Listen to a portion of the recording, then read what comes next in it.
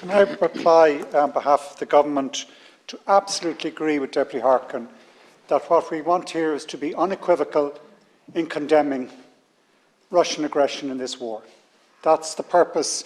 And Concord, I know in the Business Committee it was possibly considered that you might, I'm sure, give a very equal statement, but I think it's been better for us today to have the chance, all groups, to add to that voice, and I presume you might have a word or two to say at the end as well, because I think it's important that we're clear and direct in this.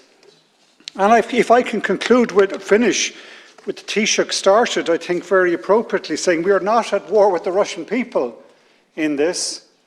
It is recognition that they're European, and he cited those great Russian writers, and it made me think of taking a quote from Tolstoy, from War and Peace.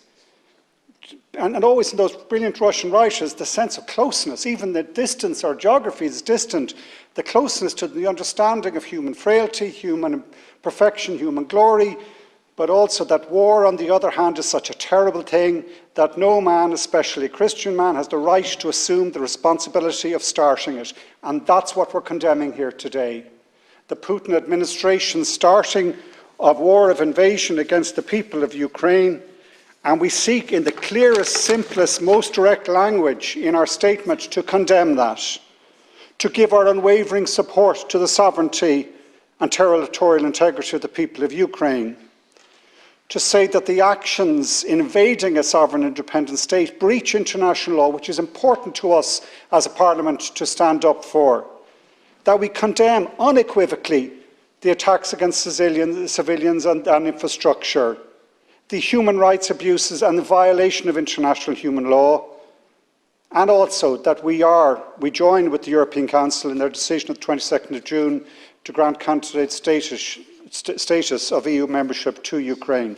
And then the motion continues, I suppose, to address those points, to set out what could be done about it.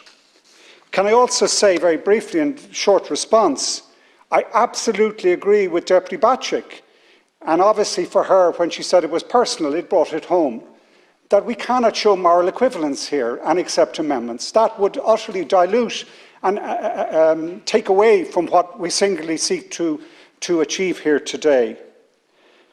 I absolutely also, if I can, Deputy Berry, I thought his contribution was very useful because it gave hope in what is a dark time 1 year into this war, when he cited those examples of the grain being shipped and prisoners' exchanges being done, which shows always that peace may be possible if we can get back the invading party back onto that track.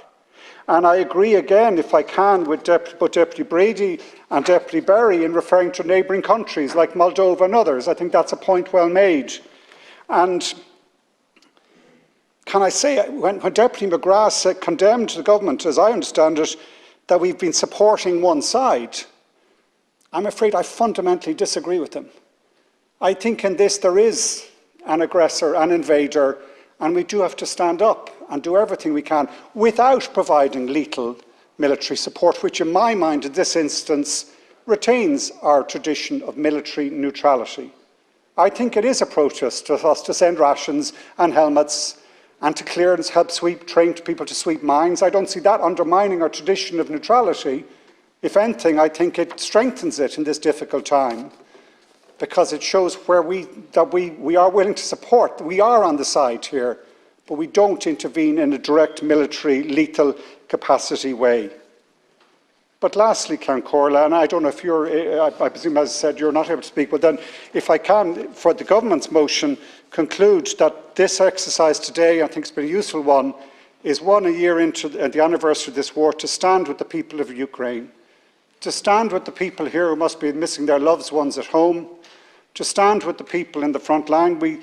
All lives which have been lost, all those limbs torn apart on all sides in the war, obviously we mourn and grieve to the loss of life and to the distraught families on both sides who've lost lives because of that decision.